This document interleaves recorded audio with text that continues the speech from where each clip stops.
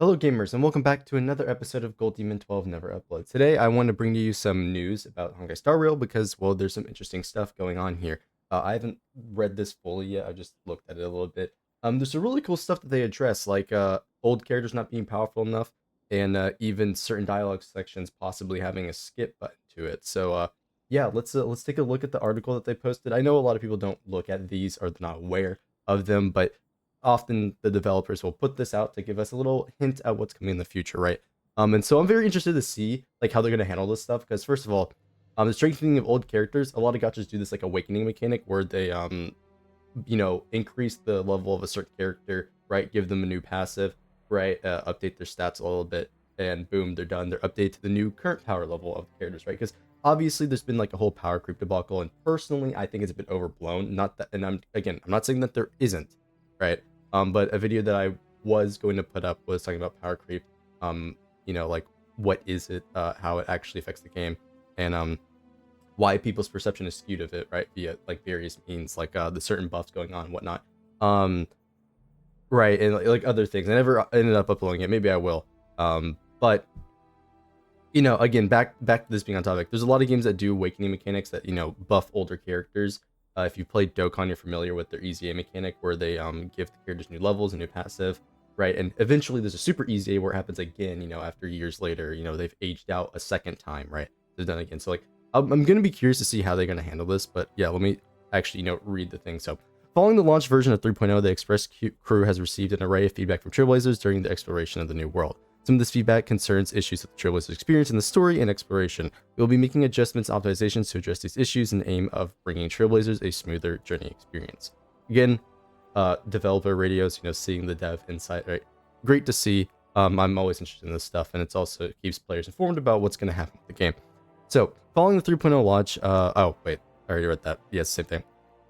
Trailblaze mission story issues. We received feedback from Trailblazers that the M4 story contains excessive lore, exposition, and too much reading, results in feeling of fatigue and teardom.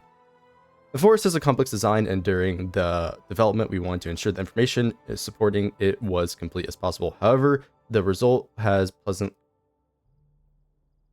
persistently failed to meet Trailblazers' expectations, right? In response to the feedback, we will address the root of the issue by reintroducing design-related explanations in the story. In upcoming versions, Trailblazers will have the option of skipping this content so they may experience the main story in a more relaxed manner, right? And you can see an example right here, right now. Actually, can I open this separately? Yeah, okay, we can open it separately, right?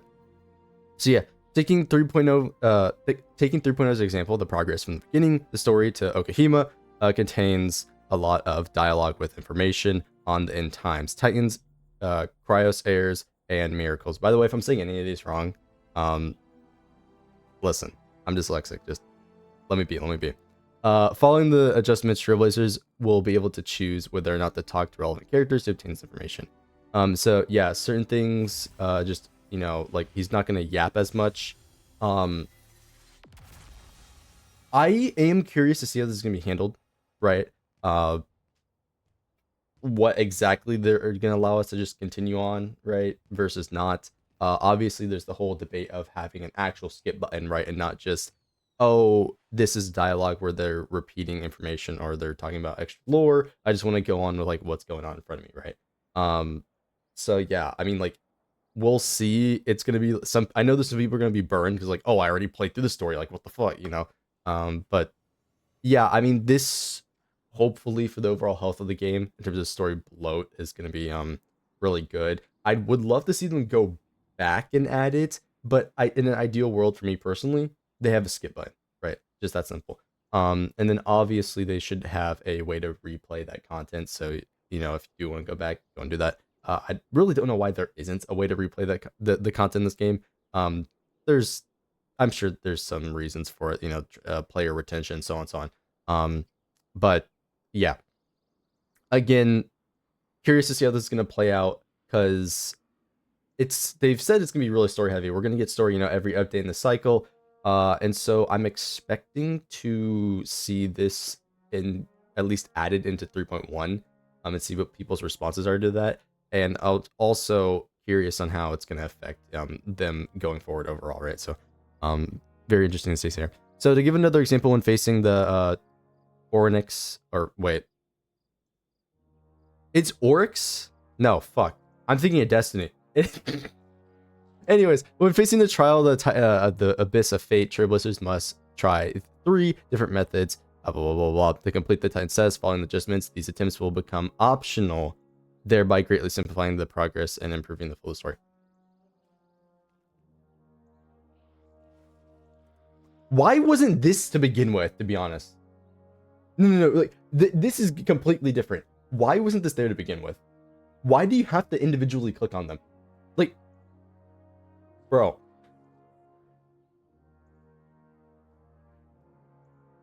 This I would just say is shit design. I'm not gonna lie to you. Here am I, the junior game dev over here, you fucking saying shit, right? But like, why did you have to do this? Like, now that I'm seeing it here, who thought this was a good idea? Who let this pass in the final game? Insane. Glad they're changing this. What the hell? Anyways, at the same time, we will also look at a range and present missions in a more reasonable manner and reduce the tedious narrative experiences like the black screen with white text. I've said this before, and this was in my thoughts about Star Rail 3.0. They gotta have some of the stuff be as cutscenes. Again, like the 6 portal. I'm saying 6. I don't know how actually many it was. I think it was 6. Like the portal instances of Tribby. Why was that not animated? Why is there? It's basically just straight dialogue and then no puzzles. Like there's nothing going on in between. With like minor animations. The characters hardly move. Like it's just you reading dialogue. Like there's really not much going on past that. And so there's a lot more like action they could do, but they just don't. And so curious to see what they're gonna do there. But everybody knows the infamous black screen, right? There's been memes made about it. It's like if Wuwa had Star Rail storytelling, it's just dialogue, black screen dialogue. Like, it's the same thing. So yeah. Excuse me. Oh, I'm gonna pause 1 sec. Allergies be wild. Anyways, in the Force main story that contains some of the unique stage gameplay, our aim was to aim for our aim was for Trailblazers to experience the rules and design of the world for both through the content and the story and through gameplay. However, in practice, we should have achieved a better balance between puzzle solving and story, with puzzles also containing too many steps. This often resulted in the puzzle solving interrupting the flow of the story and detracting from the experience. I'll be honest, I didn't really feel that too much, to be honest, but we'll see. To tackle this issue, we will optimize the main story puzzle solving designs and provide simpler and more direct solutions for some puzzles. I'll be honest, if you can't beat the puzzles, like these puzzles are not difficult. Okay, if you can't beat the puzzles, fucking skill issue. I'm gonna be real. I'm gonna be real. But yeah, to get 3.0 as an example, the Bathe Battlefront, the Soul Forging Zone. Travelers must complete the drawn out task of restoring 4 soul forging statues to piece together the divinity. Following the adjustments, Trailblazers will be able to choose to talk directly with Gladius and complete the mission objective in a more. So you can just skip it. Bro, what?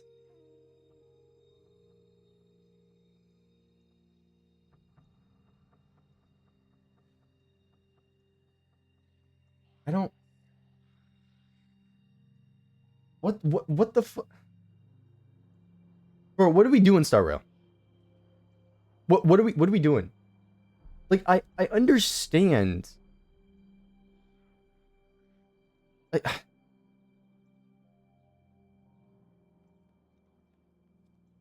So why bother even developing the like thing where you walk around the stage and put them down?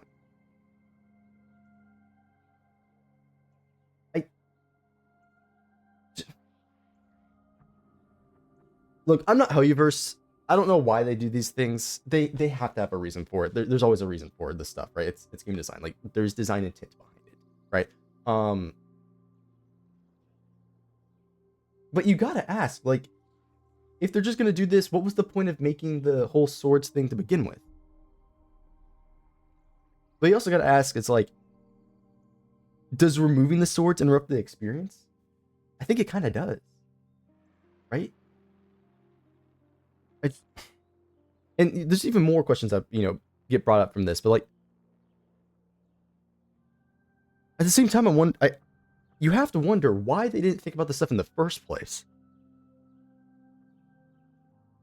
Because at some point, at some point, it feels like stuff isn't being tested thoroughly, right? It's there's like a word for it. I don't know. I'll just say it's sort of like I guess arrogant design, right? They're like overconfident in the design, that or they just don't see it from a player's perspective, right? That often happens a lot of times in game design, which a lot of times can be attributed to the feedback loop that they're getting from internal testing and other stuff like that. That or it's simply just with the way they schedule things, they just looked over this and were like, okay, it's good enough, launch it, right? Now, of course, again, if you do know anything or understand any of the game design stuff, this stuff is done months in advance, right? Like all this content is done months in advance. We are getting it late by all things considered in terms of their development pipeline, and like the betas that people play, those are only for fine-tuning bugs and like fine-tuning characters kits. Like they may adjust a few numbers, but like generally all the stuff that they've done is tested beforehand, right? And even in like those betas, right, they already have plans to adjust X numbers, right, based on whatever they have like internally, right, to go off of.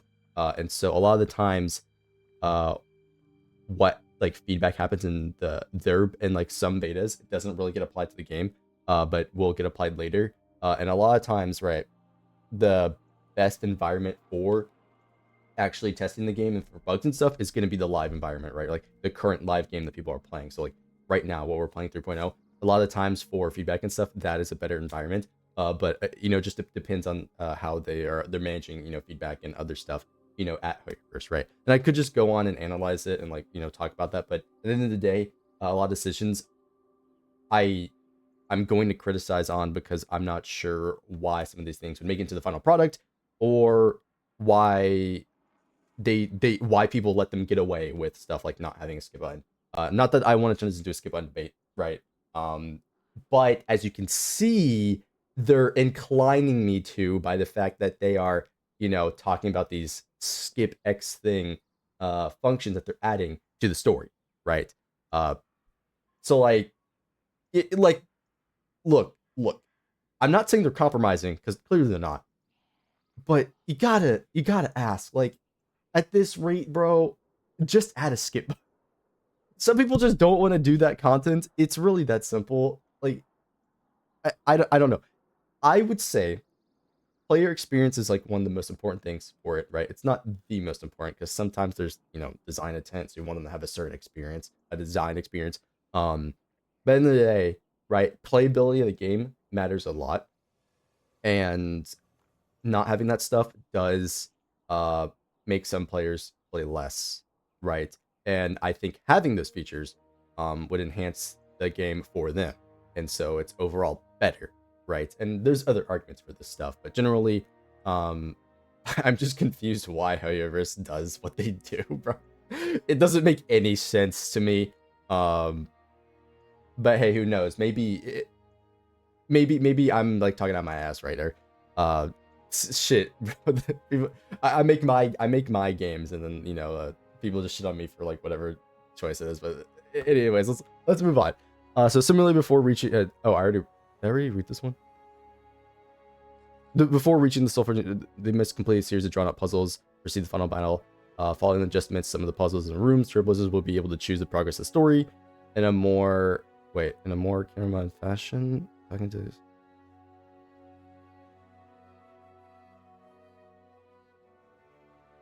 So you can just skip the puzzles. Okay. Well, sure. At the same time, we will optimize the lengthy and complex map pathing for the main storyline, exploration, the overly connected enemy placements in certain areas will be reduced to prevent the enemies from frequently interrupting exploration puzzles. This aims to enhance your experience. Oh, I'm not gonna lie. Just pull Acheron. So I know the enemy placements people get bothered by. This is just from non-Acheron havers, bro. I play Acheron exclusively in the overworld, and I just ignore all enemies, dude. I'm not gonna lie. I understand if you don't have her, but if you do have her, you gotta be with me on this one. It's like you don't care because you just one shot. Oh my god. Yeah, bro, just pull Acheron Jiaoqiu, you know, win the game. This does bring up something unrelated to this, though, for me personally, for like enemy placements. Whatever happened to powerful enemies? I think they should have powerful enemies like around the map, but then have each of them have a unique mechanic, kind of like the Living Legends in Genshin. I think there'd be something cool with that in this game, right? But yeah. Continuing. Yeah, the enemy placement, yeah. Bro, I just one-shot them with aggro. To reduce any negative experience caused by the above issues, make sure the overall quality meets everyone's expectations, we are continuing to polish and fine-tune upcoming versions for the game. Regarding the existing content 3.0, we will proceed with the aforementioned adjustments, and we anticipate these adjustments will take effect after 3. Wait, what? So, like, we won't see the adjustments until 3.2? Or, like, they're not in the game at all. And the difference between the two is, like, we're not going to see the stuff in 3.1 be changed, but in 3.2 we'll see it be changed, right? Or if they're just saying not at all until 3.2, so like the current areas aren't being adjusted till 3.2, like, because I'll be real, bro, that's just a delete enemy spawn location. It's just like a one-click thing. So I really don't know what this is supposed to mean. However's always got some weird ass wording for shit. Anyways, moving on. So, this is the big one. The part where they're kind of addressing power creep. Quote unquote addressing power creep. I don't want to don't go off the rails with this one, okay? So then, Enforce is a year-long journey, and these stories and these holy, I already messed up. And these story and puzzle-solving optimizations are just beginning. The Express crew will continue to optimize content. We're excited about bringing everyone bigger and better journey experiences. To name some examples, we will be adding richer combat gameplay and challenge goals to the game. I love that part. Challenge goals, big W. Yeah, Zinla's done a great job at this stuff by adding titles and shit. Cinema. Anyways, in addition to I'm getting ahead of myself here. Okay, in addition, issues close to Trailblazers' hearts, including difficulty deploying older characters on the battlefield, and the strengthening of these older characters are already on schedule. Stay tuned for future content updates, Trailblazers. This is the thing I was talking about with the character awakenings. Let me give you an example for people who are unfamiliar with what I'm talking about. I'm going to use Dokkan as an example. So, here is an old Dokkan card that initially released back in 2016, right? Later on, the developers for Dokkan added a special stage for you to go and grind to get medals, right? So like your boss mats, effectively. You would then use those boss mats and click the upgrade button for the character, and they would gain a new passive, right? Updating them to the current power level, or a new power level if they're, you know, a special character, right? They just decide whatever the hell to do. Some EZAs are good, some EZAs are bad, right? That is the Extreme Z Awakening mechanic, right? That's what it's called in Dokkan. And other games, it's just, you know, like Awakening, right? Or but sometimes there's I know in not Dokkan, in Legends called the Zenkai Boost.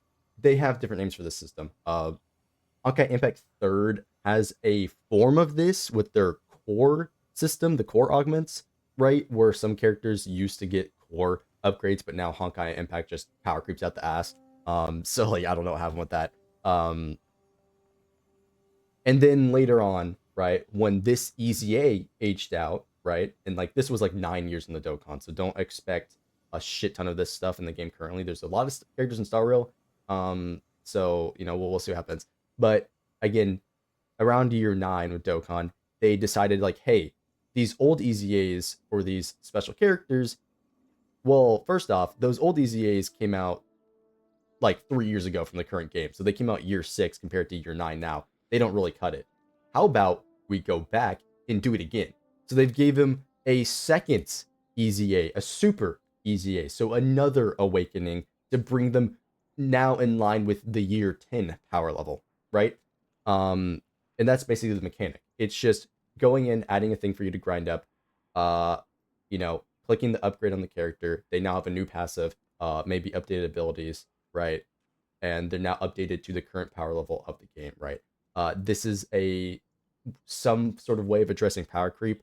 Now, this obviously does introduce a different form of power creep, um, and also it does massively change, at least with the Star Rail model or Hoyoverse model, pull income and how your pulls matter and will character value, right? Because you're like, oh, well, what if this character gets an easy 8, right? Or an awakening, something like that. So like, there's a lot of ways they can handle this, either properly or poorly, especially if it's paid. If it's paid, it's like, I don't know about that one. Right? Definitely do not want to use your Stellar Jade on something like that. Like, like that could be a little iffy. Thankfully, as far as I know, there isn't a single gacha that does that. I could be wrong there. Maybe I don't know. Maybe TOF or something does that. I really don't know. But most of these systems, as far as I know, are like free, right? It is Dokkan. They give help. They give you currency for actually upgrading the character in Dokkan's case, right? So yeah, via the new stages that they add, right? So maybe Star Wars gonna do something like that. I honestly expected that personally. Personally, I was hoping they added a new gameplay mode. It was like with the March scenario, right? With a Hunt March. I personally was hoping for a new gameplay mode that was effectively the core awakenings for Honkai Back Third, right?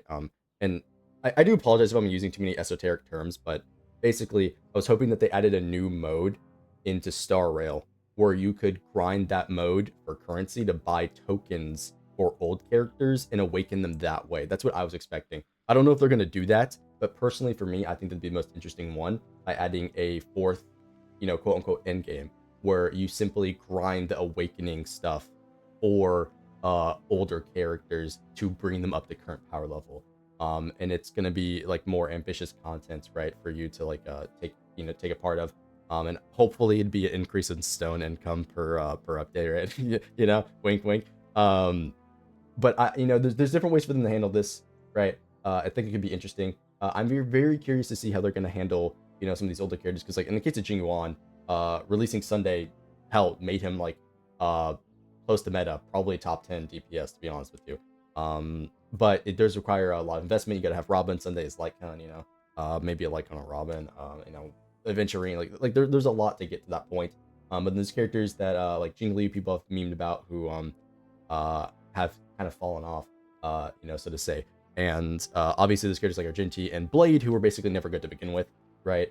That people have had issue with, right? The whole unreachable side meme, or like Argenti's break build is better than him for his raw damage build, shit like that, right? So like, I'm very curious to see how they're gonna handle this stuff going forward, especially when it comes to sustains, because at some point with our like once a year sustain that we get right now, we literally got 2 limited sustains last year, just for the record.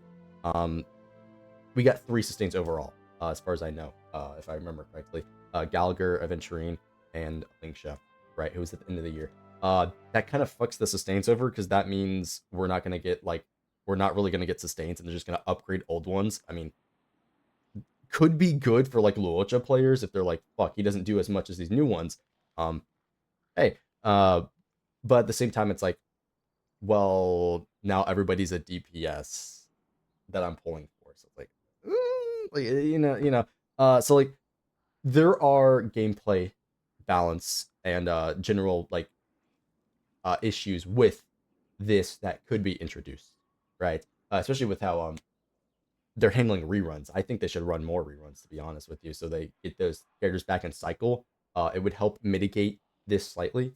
But yeah, we'll see what happens. Also, another thing is that if they do add this system, this is another thing. A lot of the times, and some people have this mindset that new characters aren't content, right? Especially if you're not getting them, right? Which totally fair. To some extent, I agree. And so with this new system, if it is like an awakening system, the players will be able to grind that, but obviously they won't be able to use the character because they don't have the character, right? If they didn't pull for them already. So there's obviously going to be some like issues with that. Like it's basically kind of dead content for them. It's like, oh, why do it, right? If I don't have the character. And so again, there's like many things that could be brought up here that um I'm curious to see how they're gonna handle this, right?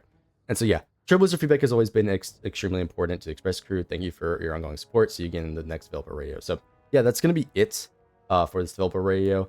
I'm mostly curious about this last part with them quote unquote addressing power creep, right? Because this is the biggest one that matters for most people. The whole I can't use my old character that I pulled for. This game feels unplayable because power creep. First off, um, my thoughts on that, it's completely overblown. A lot of the issues are self-inflicted from people not knowing what to do, not pulling the right stuff, so on and so on. Like, I could go on that, but I don't want to make this a whole power creep video. But that is the main one I'm curious about, how they're going to handle that. It could set a good expectation to what to expect for the future if they handle it smartly, or it's going to set a bad precedent for power creep as a whole, right? And it could make the problem even worse, you know, where it's like, oh shit, I didn't pull the old character, now they're number one, like what the fuck, you know, like, if assuming this is the way they take it with just, you know, something like that. So, yeah, that's really about it. Don't forget to like, subscribe to me on Twitch. Blah blah blah, something about upload schedule. Listen. The main things I want to try to get out more recently, right? If you do watch this far into the video, thank you. Is gonna be stuff like my Arknights review. I've played way too much of that game, and my Jiao Zhou video. I finally, you know, finished that. Right? Look. Whatever. I'm just in it here. Thank you for watching. See you in the next one.